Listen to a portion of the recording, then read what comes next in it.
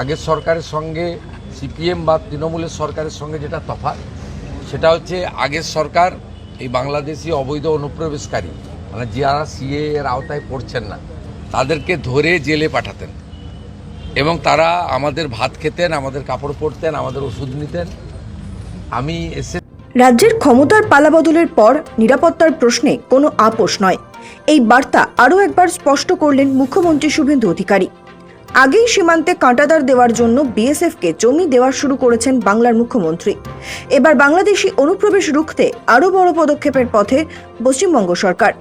আগামী 7ই জুলাই দিল্লিতে কেন্দ্রীয় স্বরাষ্ট্র মন্ত্রকের সঙ্গে পশ্চিমবঙ্গ সরকারের মুখ্য সচিব, স্বরাষ্ট্র সচিব ও উচ্চপদস্থ আধিকারিকদের একটি গুরুত্বপূর্ণ বৈঠক হতে চলেছে। সেখানে মুখ্যমন্ত্রী শুভেন্দু অধিকারী নিজে উপস্থিত থাকবেন। বুধবার রাজ্যের জনবিন্যাস পরিবর্তন এবং অনুপ্রবেশ রুখতে একগুচ্ছ কড়া পদক্ষেপের কথা জানান রাজ্যের প্রশাসনিক প্রধান। সেখানে শুভেন্দু অধিকারী জানান, কেন্দ্রীয় স্বরাষ্ট্রমন্ত্রীর গাইডলাইন মেনে যৌথভাবে কাজ করা হবে। মুখে শুনে তো বলবো না, আমাদের একটা উচ্চ পর্যায়ের মিটিং দিল্লিতে 7 তারিখে হবে। সেখানে ভারত সরকারের স্বরাষ্ট্র দপ্তরের লোকেরা থাকবে, পশ্চিমবঙ্গ থেকে আমি সহ আমাদের স্বরাষ্ট্র দপ্তরের আধিকারিক, সিএস, ডিজিপি সবাই যাবেন। আমরা যৌথভাবে আলোচনা করে যেটা সেন্ট্রাল গভর্নমেন্টের গাইডলাইন, কেন্দ্রীয় স্বরাষ্ট্র মন্ত্রী মহোদয়ের যে গাইডলাইন বা তার যে মার্গদর্শন, তাতে আমরা কাজ করব একসঙ্গে। ইতিমধ্যেই প্রথম ধাপের কাজ সম্পন্ন হয়েছে উল্লেখ করে মুখ্যমন্ত্রী বলেন, বিগত 45 দিনে বিএসএফকে জমি হস্তান্তর এবং 12টি জায়গায় হোল্ডিং স্টেশন তৈরি করা হয়েছে। এই স্টেশনগুলির মাধ্যমে প্রায় 10,000 অনুপ্রবেশকারীকে ফেরত পাঠানো সম্ভব হয়েছে এবং বর্তমানে আরও 1,500 মানুষ সেখানে রয়েছে। সীমান্ত এলাকার থানাগুলি বিএসএফ এর সহযোগিতায় অনুপ্রবেশকারীদের চিহ্নিত করে জেলে পাঠানোর পরিবর্তে সরাসরি হোল্ডিং স্টেশনে পাঠাচ্ছে। সেখান থেকে প্রোটোকল মেনে তাদের ফেরত দেওয়া হচ্ছে। এছাড়া ভোটার তালিকা থেকে বাদ পড়া নামগুলি নিয়েও কাজ চলছে।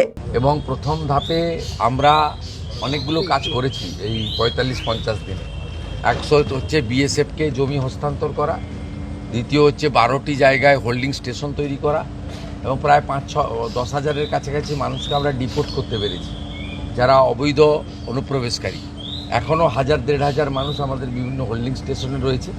বর্ডারের থানাগুলি বিএসএফের সঙ্গে যৌথভাবে সম্পর্ক রেখে তারা যারা অবৈধ অনুপ্রবেশকারী বা ভারতীয় নয় তাদেরকে হোল্ডিং স্টেশনে আনছে এবং তাদেরকে কথা বলে প্রোটোকল মেনে পররাষ্ট্র নীতি যা তার যে গাইডলাইন আছে মেনে থ্রু বিএসএফ হ্যান্ডওভারও হচ্ছে চলছে। দুটো কাজ একসঙ্গে চলছে, ডিপোর্টের কাজও চলছে আর বর্ডারে বিএসএফকে ল্যান্ড হ্যান্ডওভারের কাজ চলছে।